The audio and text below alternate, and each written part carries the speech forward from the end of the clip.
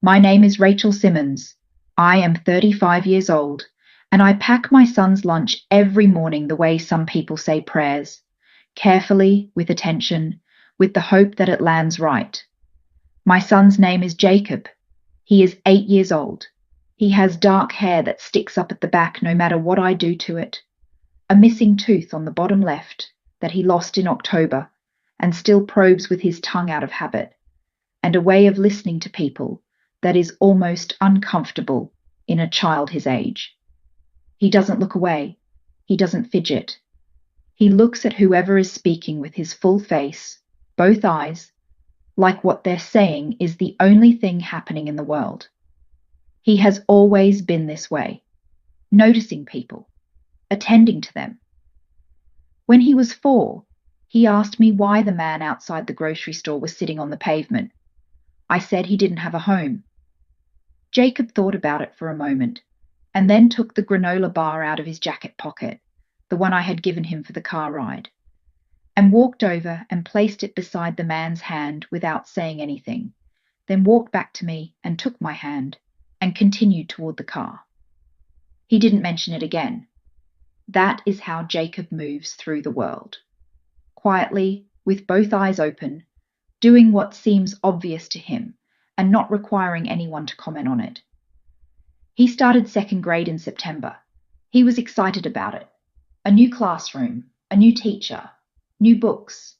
His teacher's name is Mr. Ellison, a young man in his late 20s who wears terrible ties on purpose and once spent an entire Friday afternoon teaching the class about the migration patterns of Arctic terns because one student asked a question he couldn't stop himself from answering. I liked him immediately. The school is a 20-minute walk from our house. Jacob walks it with me every morning.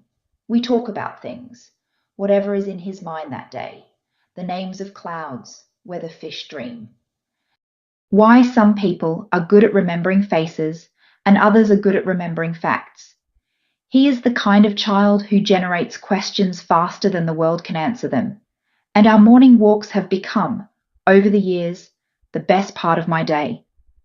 The problem began, or rather, I became aware of the problem, on a Wednesday in October. Mr. Ellison sent me an email. It was short, pleasant in tone, and made my stomach immediately tighten in the way any email from your child's teacher does when it arrives mid-morning. It said, "Hi Rachel, hope you're well. Just a quick note. I wanted to check in about Jacob's lunches. I noticed he hasn't been eating much at lunchtime. A few times I've seen him sit with his lunchbox, but not really eat. I'm not concerned yet. Just wanted to flag it in case something is going on at home. Let me know if you'd like to chat." Mr. E, I read it twice. Jacob was a good eater. He had always been a good eater, not in the picky, managed way of some children, but genuinely enthusiastic about food, in the way of a person who considers lunch a serious institution. He had preferences: hummus and carrots over peanut butter, apples over oranges, cheese crackers over plain. I packed what he liked. I had been packing it for 3 years. I wrote back to Mr. Ellison. "Thanks for letting me know. I'll ask him tonight." That evening, standing at the kitchen counter while he did homework at the table, I said, "Mr. Ellison says you haven't been eating your lunch lately. Is there something wrong with the food?" Jacob didn't look up from his worksheet. "The food is good," he said. "Are you not hungry?" "I'm kind of hungry." "So why aren't you eating?" He was quiet for a moment. His pencil moved across the page. "I eat some of it," he said. And then he turned the worksheet over and started on the back. And I understood, from the way he did it, the deliberateness of the movement, the slight forward lean, the careful not looking, that there was more here, and he was choosing not to give it to me yet. I let it go. I'm not sure why. I think I wanted to believe that I eat some of it was enough, that a child who said the food was good and was kind of hungry was not a child with a problem. I made a note to watch. November came. I packed his lunch each morning. He left with his backpack, his same cowlick, his same careful eyes. He came home each afternoon and ate his after-school snack with enthusiasm.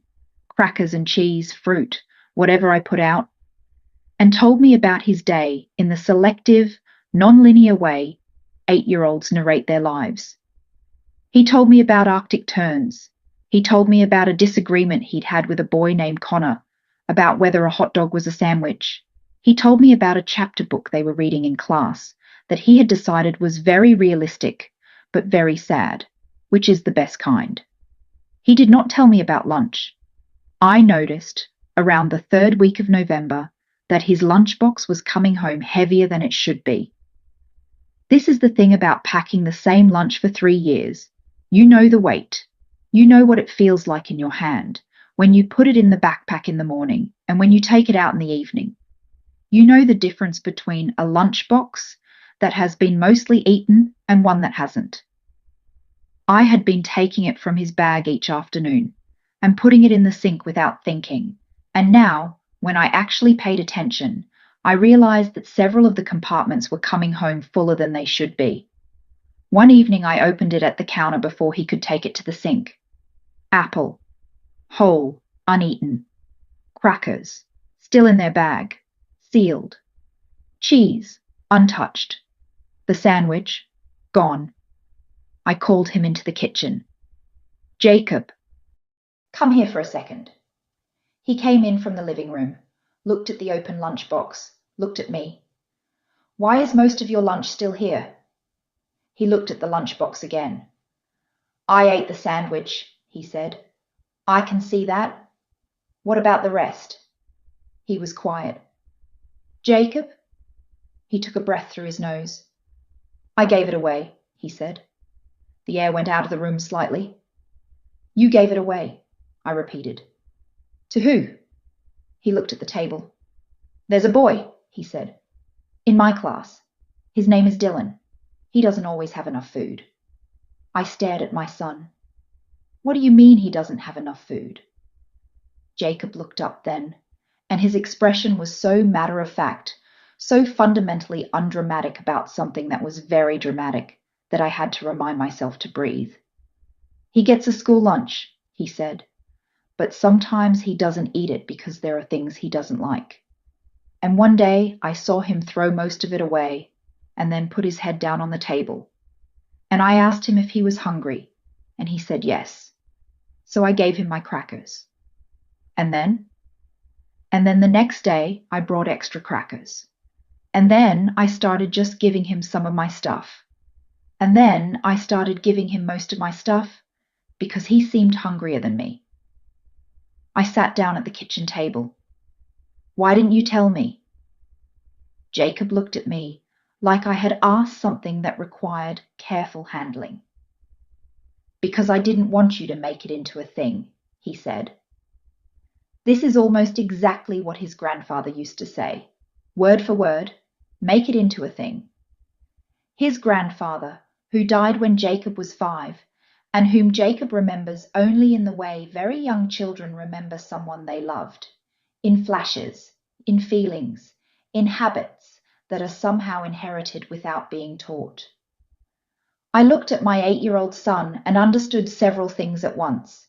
That he had been going hungry every afternoon for at least a month, that he had done this deliberately and voluntarily and without complaint, that he had structured the giving so that he always had the sandwich, the most filling thing, and gave away everything else, which is not the impulsive generosity of a child, but something more considered, more careful. That he had not told me because telling me would mean I would do something about it. And doing something about it would mean Dylan would know someone had noticed. And Dylan being noticed might feel like something other than help. My son had been managing this with the discretion of an adult. He was 8 years old. I called the school the next morning, not to escalate, not with accusations. I called Mr. Ellison directly, and I told him what Jacob had told me, and I let him speak first. He was quiet for a moment after I finished. Then he said, I should have seen that. There was something in his voice, Not defensiveness, but genuine regret, the sound of someone recalculating. Dylan has been on my radar, he continued, but I hadn't connected it to Jacob. I thought Jacob just wasn't eating. He was giving everything except his sandwich to Dylan, I said. Every day, for at least a month. Another pause. He never said a word. No, I said. He didn't want to make it into a thing. There was a longer silence, and then Mr. Ellison exhaled slowly. I'm going to talk to the school counselor today, he said. Dylan's family may need to be connected to the free lunch program. We should have caught that. I said, I'm not calling to blame anyone. He said, I know. Thank you for telling me. What happened after that happened the way real things happen. Not dramatically, not all at once, but steadily and with consequence. Dylan was connected to the free and reduced lunch program within the week.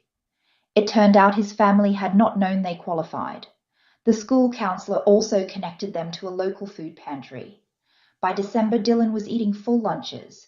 Mr. Ellison told me this in a brief email. He also told me one other thing.